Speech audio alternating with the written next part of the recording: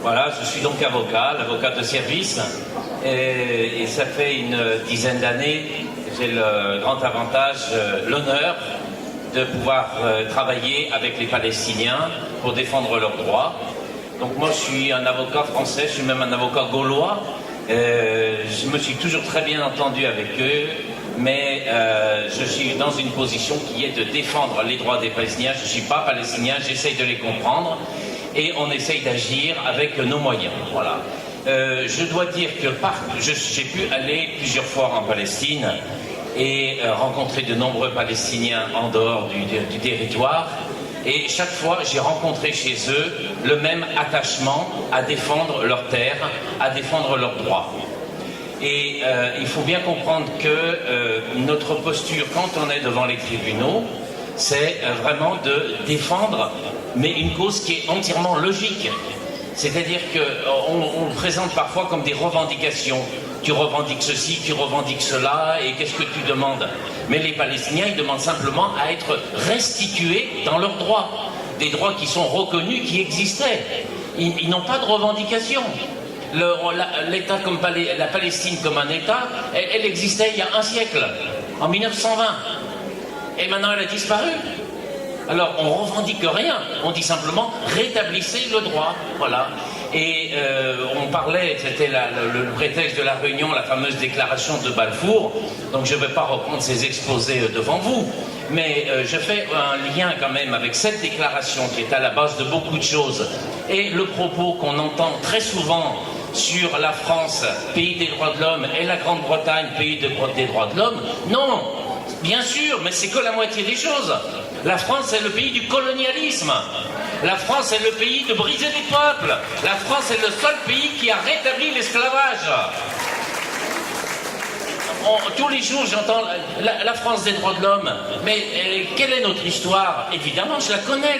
Je suis attaché à défendre les droits. Je connais bien tout cela. On est entièrement d'accord. Mais moi, je ne peux pas être aveugle sur la réalité de mon pays et de son rôle extrêmement néfaste sur le plan international. Dans les Antilles, il y avait l'esclavage.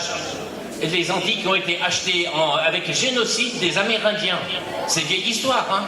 Mais c'était le premier, voilà. Génocide français, 100% français, des Amérindiens. À la Martinique, ils ont tous été éliminés. Aucun n'a survécu. À la Guadeloupe, c'était la même chose, j'ai resté une poignée. Ils ont dit, on va les appeler les sauvages. Et puis, ils leur ont dit de partir à la Dominique. Et depuis, ce sont des terres françaises. Je travaille avec les agriculteurs palestiniens, mais les agriculteurs guadeloupéens.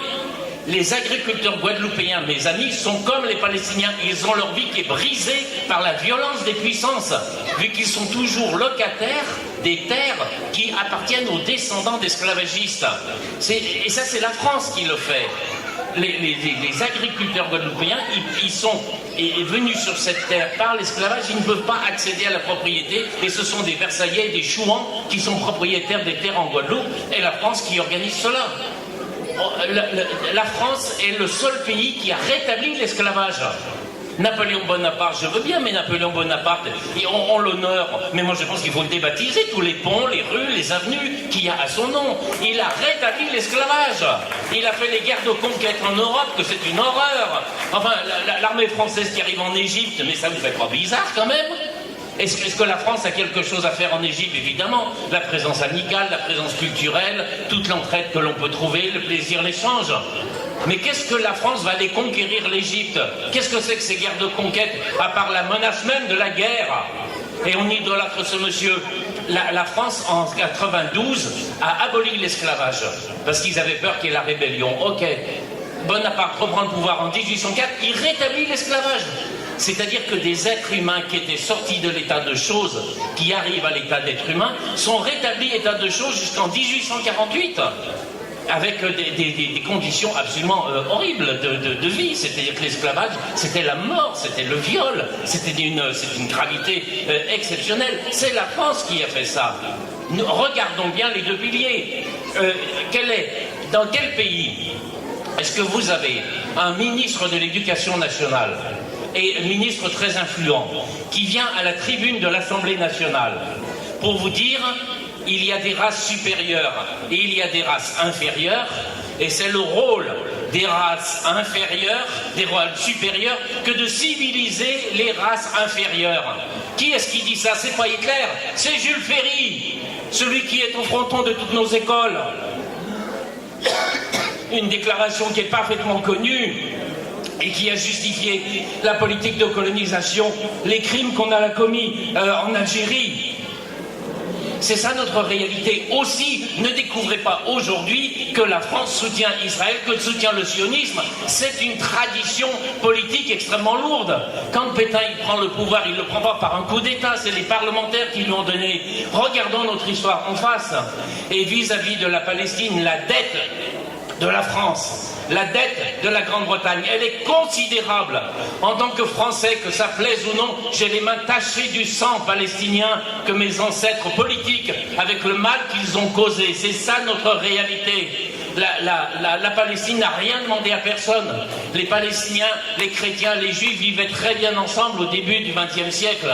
Ils vivaient très bien ensemble. Et quand l'Empire ottoman s'écroule, les puissances qui étaient des empires, c'est-à-dire la France et la Grande-Bretagne, disent on va récupérer tout ça.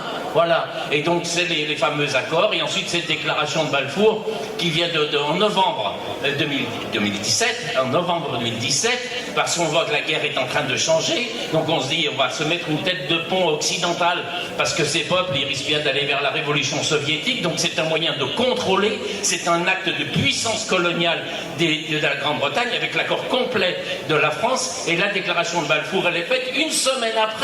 D'Alembert, le général, il prend Jérusalem qui était musulmane depuis 1100 ans.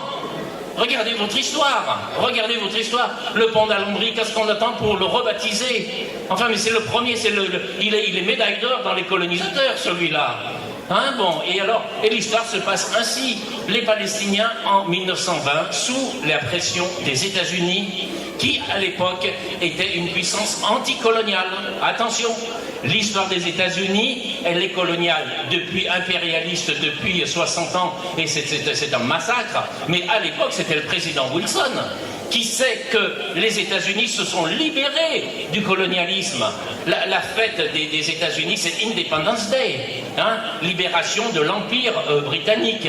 Et lui, il est pour l'autodétermination des peuples. On réécrit l'histoire.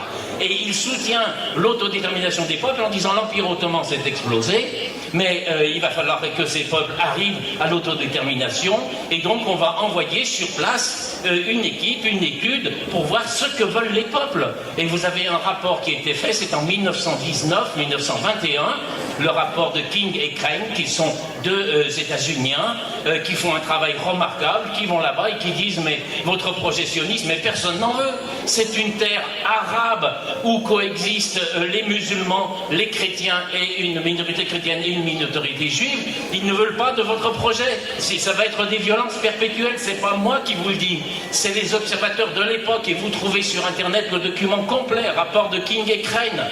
Et arrêtez ce système-là. Les États-Unis sont tellement écœurés de l'impérialisme français et britannique qu'ils rompent les discussions en disant ben, nous on retourne dans notre coin et continuez vos misères impérialistes, continuez d'exercer votre puissance sur les peuples. Ils rompent les discussions et vous allez avoir ce mandat, le mandat, qu'est-ce que c'est des peuples sous mandat, mais on est où? Mais c'est ce sentiment de la supériorité, c'est Jules Ferry qui triomphe, des races supérieures qui expliquent aux races inférieures comment il faut faire, et c'est resté culturel. Attention, on parle de choses graves ici.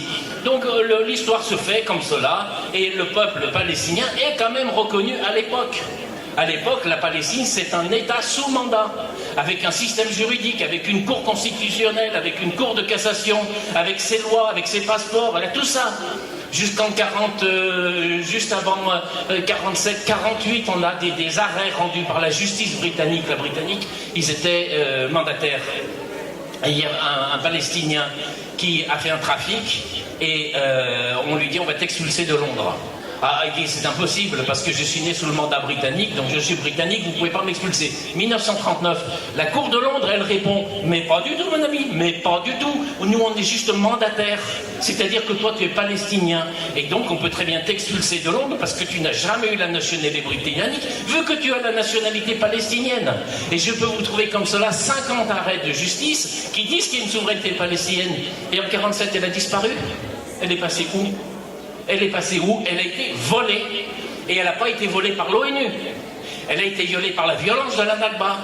Elle a été violée par cette violence, par ce terrorisme sionisme, et elle a été violée par les membres permanents du Conseil de sécurité, dont la France et la Grande-Bretagne, les États-Unis à l'époque, qui ont tordu le bras à tout le monde en acceptant Israël et en disant que cette Palestine n'existait pas, alors qu'elle a toute son antériorité juridique. Depuis, c'est une histoire de rétablissement du droit. Voilà, c'est ainsi, et vous ne pouvez pas faire disparaître les États, vous ne pouvez pas faire disparaître les peuples. Donc aujourd'hui, nous passons une bonne soirée, dans quelques temps, nous en passerons d'autres, nous en avons passé de bonnes parfois ailleurs, et puis l'histoire se continuera, parce que tant que justice ne sera pas rendue au peuple palestinien par la restitution de la terre, le combat notamment va prendre fin. Est-ce que vous pouvez imaginer vous-même, est-ce que vous pouvez vous imaginer d'enseigner à vos enfants qui ne vont jamais pouvoir rentrer sur la terre natale, ou alors avec un visa de touriste? Moi, je suis né d'ici, je suis né de Lyon. Est-ce que je peux dire à mes enfants, les choses sont devenues compliquées, maintenant si tu veux revenir à Lyon, il faut que tu demandes ton visa de touriste, et puis dans ma maison, c'est un peu gênant, il y a quelqu'un qui y habite, mais il est quand même très gentil. Est-ce que quelqu'un peut penser ça? Et sans que, donc il va falloir rétablir tôt ou tard, inévitablement, mécaniquement, juridiquement, politiquement, la souveraineté palestinienne. C'est impossible de faire autrement. Et tant qu'il y a ce peuple, et ce peuple qui est admirable, admirable. Mais quel est le peuple qui a pu souffrir tant que ça et qui garde le sentiment si profond de son unité? Il y a un processus d'unification politique pour le moment, tout le monde le souhaite. Moi, je ne suis pas dans la politique, je n'ai pas à m'intéresser à ça. J'ai simplement vous apporté le témoignage que quand j'ai pu aller à Gaza 2 fois avec l'ami Khaled, quand j'ai pu aller à Ramallah, eh bien, j'ai rencontré de partout des Palestiniens. Et que quand on travaillait avec les juristes sur des cas, eh bien, à Ramallah, on nous prenait le cas de Gaza, et à Gaza, on s'intéressait à Jérusalem, parce qu'ils sont palestiniens, voilà. Et ce peuple, il tiendra toujours, parce que vous ne pouvez pas dissoudre un peuple. Le peuple, c'est la souveraineté, c'est l'attachement à la terre. La Palestine n'est pas une copropriété. Vous devez résoudre cela. Eh bien, si vous ne le faites pas, qu'est-ce que ça veut dire? Ça veut dire que les puissances restent impérialistes. Ça veut dire que la France et la Grande-Bretagne restent impérialistes. Mais la présidente, le chef du gouvernement britannique, pour quelques jours encore, semble-t-il, s'est félicité en disant que la déclaration de Balfour était une gloire britannique. Mais c'est de la provocation à la haine que de dire cela. En France, dire que toutes les politiques appelées au boycott devient une infraction. Merci, bravo, continuez, signez, montrez que vous êtes toujours les mêmes. La France reste dans sa direction colonialiste, son peuple reste admirable, et il est ici ce soir. Alors nous essayons...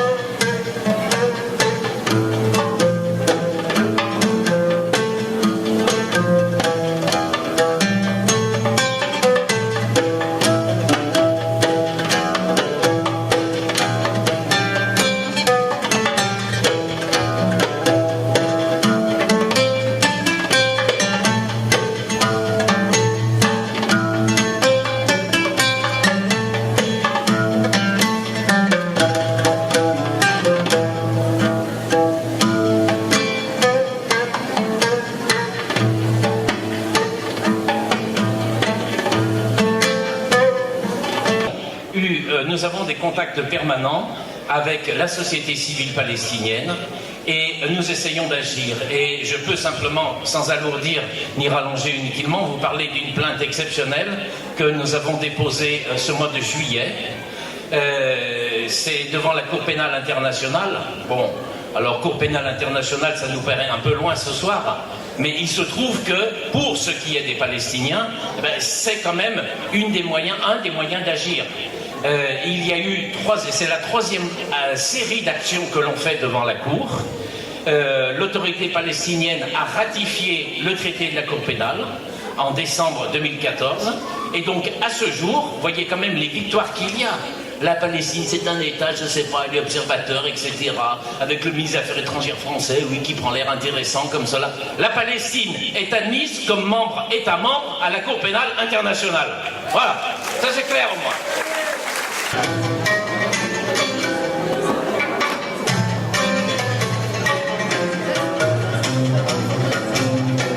Politique, l'hypocrisie fondamentale des dirigeants arabes. Ah, mes amis palestiniens, oh là là, oh, c'est extraordinaire, oh, mon cœur souffre. Et quand on demande une aide, hop là, abonné absent, il faut d'abord que je téléphone à Trump ou à Bush pour savoir ce qu'il faut faire. Hein, voilà, donc c'est bon, de ce point de vue-là, on les a compris. Le peuple est laissé à lui-même, les Palestiniens laissés à lui-même, et la solidarité arabe, c'est une plaisanterie quand on regarde des choses sérieuses. Elle existe par les peuples, elle existe par les gens. Il n'y a aucun dirigeant de pays, hein, je veux dire, de type statutaire, qui nous a aidés dans les procédures que l'on a pu faire. Aucun. Voilà, c'est clair, net et précis. Et s'il y a un démenti, eh bien je suis prêt à le recevoir, mais il va falloir m'expliquer ce qui s'est fait. Ils n'ont jamais rien fait. Ils nous laissent nous débrouiller. Voilà. Mais nous avançons. Et avec qui nous travaillons? Avec les Palestiniens. Et nous travaillons avec leurs avocats.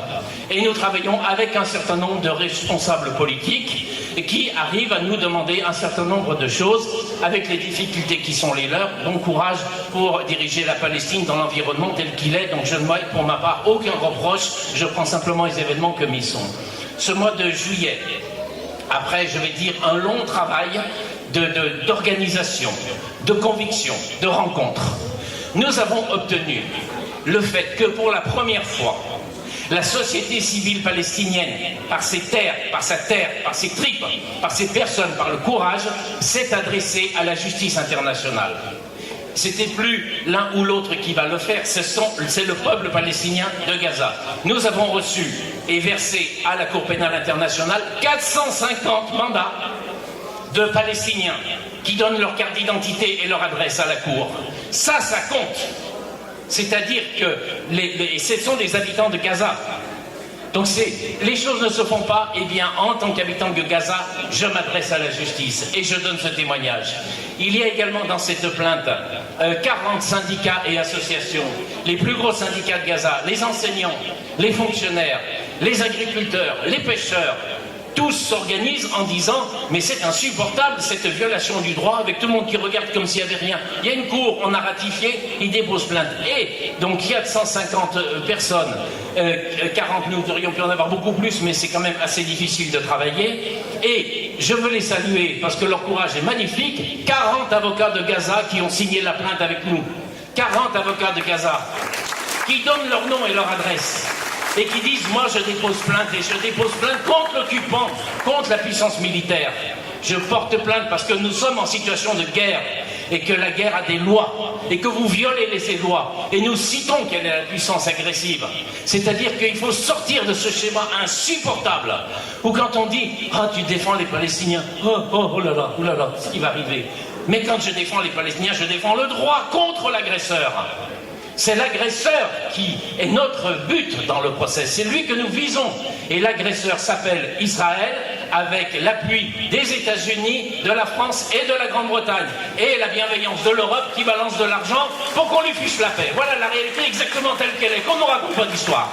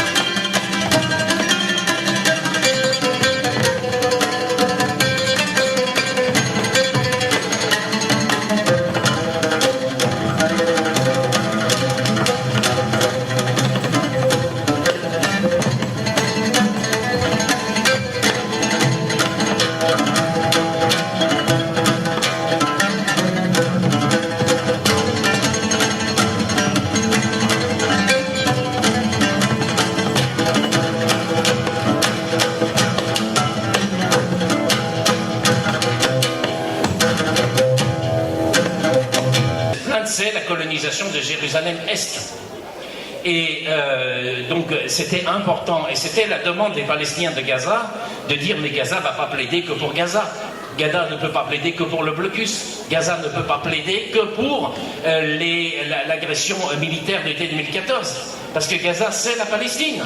Et pourquoi est-ce que parce que je suis gazaoui et que on m'interdit d'aller à Jérusalem qui est à 50 km en disant que jamais j'irai, jamais mes enfants m'iront, jamais mes arrière-petits-enfants, etc. Ils n'ont pas de droit à renoncer. Donc on dit il faut mettre la Palestine, il faut mettre Jérusalem dans la plainte. Et donc il y a la colonisation de Jérusalem qui est dans la plainte. Et là maintenant nous sommes sur une discussion franche avec le procureur. Il va y avoir, ça va prendre du temps. Et nous pourrions peut-être avoir plus de soutien, mais peu importe. On prend le temps, on fait avec les choses comme elles sont. Vis-à-vis de la Cour, quand nous parlons de Jérusalem-Est, quelle est la question? C'est le seul point. Nous avons focalisé, nous mettons beaucoup d'efforts sur Jérusalem-Est. C'est le seul point où il y a un consensus. C'est-à-dire, tout le monde est d'accord sur la lecture du droit, sauf Israël. Tout le monde, même le Conseil de sécurité, même les États-Unis, disent que la colonisation de Jérusalem-Est et l'installation de la capitale d'Israël à Jérusalem est contraire au droit et violation du droit. Le Conseil de sécurité, qui était la fabrique de la colonisation de la Palestine par Israël, reconnaît que sur Jérusalem, ils sont allés trop loin. Donc nous avons un consensus des règles, vu que nous ne sommes plus en train de plaider avec l'argumentaire d'un cabinet d'avocats, d'une ONG, des avocats palestiniens, nous venons en disant c'est le Conseil de sécurité qui dit que Jérusalem-Est n'a rien à faire dans Israël et que Israël ne peut pas mettre sa capitale. C'est eux qui le disent. Et nous avons ensuite, dans le statut de la Cour, un texte qui s'appelle la colonisation. Voilà, c'est pas moi qui écris le statut de la Cour, c'est un texte. Et il dit qu'il est un crime de guerre, le fait par la puissance occupante de transférer sa population sur le territoire occupé. Crime de guerre, de faire venir, de transférer sa population sur le territoire occupé. Est-ce qu'on parle des destructions de maisons? Est-ce qu'on parle du tramway? Est-ce qu'on parle des nouvelles colonies aux alentours de Jérusalem? Tout ça, c'est une qualification claire de crime. Et l'épreuve, l'épreuve c'est compliqué. Mais l'épreuve c'est peut-être compliqué quand il faut reprendre les bombardements pendant l'été 2014 à Gaza. Mais là, l'épreuve, elles ne sont pas compliquées, c'est des dépêches tous les jours. Ça y est, on a donné 50 permis de plus. Lui, sa maison, il avait 100 ans, on lui a détruite. Toutes les preuves sont là. Donc, actuellement, on est en train de s'organiser. On est...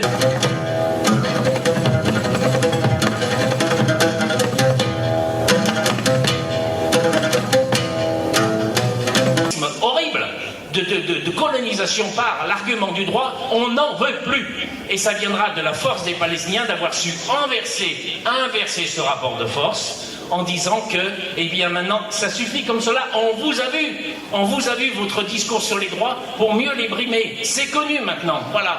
Donc les Palestiniens demandent la restitution de leurs droits, ils disent que Jérusalem-Est ne peut pas être une ville israélienne, on reprend toute l'histoire, on va reprendre le fameux Balfour avec sa déclaration du 9 novembre et le petit général qui arrive une semaine après, oh bah tiens c'est bizarre, je suis à Jérusalem.